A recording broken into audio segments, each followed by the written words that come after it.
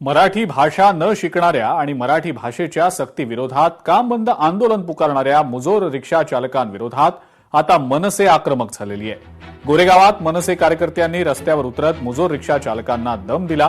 रिक्षा बंद ठेवणाऱ्या रिक्षावाल्यांना मनसेनं दम देत रिक्षा चालवण्यास भाग पाडलं। मराठी शिकण्यास विरोध करणाऱ्या रिक्षावाल्यांना मनसेनं दणका दिल्याचं पाहायला मिळालं। काम नाही तुम्ही घरी जा ना, मग वाईन मारा त्या लोकांना। इकडे राम मंदिरला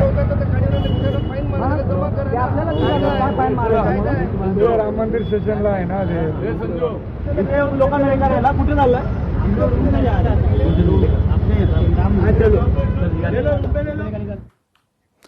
एकीकडे मनसेनं मुजोर अमराठी रिक्षा टॅक्सी चालकांविरोधात जरी कठोर भूमिका घेतलेली असली तरी मुख्यमंत्री देवेंद्र फडणवीस यांनी मात्र सौम्य आणि समजुतीची भूमिका घेतल्याचं पाहायला मिळतंय।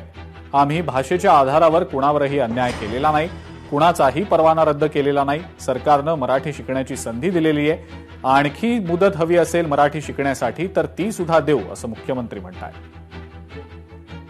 कोणाचाही लायसन्स रद्द केलेला नाही, संधीच दिलेली आहे। मला असं वाटतं की अपेक्षा ठेवणं की बाबा महाराष्ट्रामध्ये तुम्ही मराठी शिका हे गैर नाही, पण एवढं मात्र सांगतो आमचं सरकार कोणावर अन्याय होऊ देणार नाही। आणि जर त्यांना असं वाटत असेल की आम्हाला अजून संधी पाहिजे, आम्हाला अजून वेळ पाहिजे, तर त्यांना वेळही वाढवून द्यायला सरकार तयार आहे। सरकारचा कुठलाही त्याच्यामध्ये असा विषय नाही की कोणावर अन्याय करायचा आहे।